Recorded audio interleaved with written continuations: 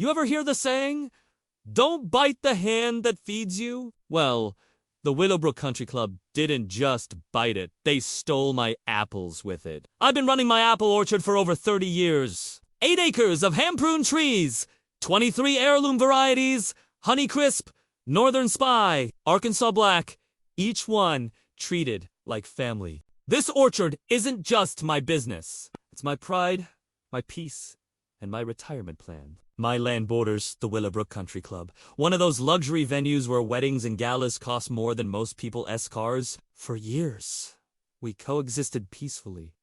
My trees made their events look beautiful. Their guests admired the orchard from a distance. Everything was perfect until he showed up.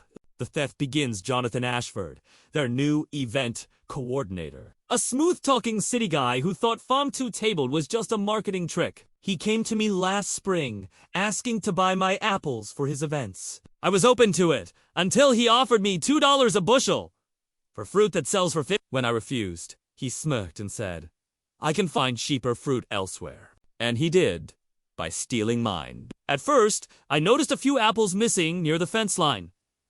I blamed deer, but when entire branches were stripped bare overnight, I knew something was off. So, I set up cameras. And what I found made my blood boil. There he was, Jonathan himself, sneaking into my orchard at night with his catering staff, filling baskets with my best fruit and hauling them back to the club kitchens. The confrontation I confronted him the next morning showed him the footage. He didn't even deny it. Instead, he said, "Tell you what, I'll let you supply my events for exposure. Same rate as before. Exposure." When I demanded payment for the stolen apples, he laughed. "Talk to my lawyer about neighbors sharing garden surplus." Garden surplus. These were award-winning apples worth thousands. I gave him 1 week to make things right, or I'd press charges.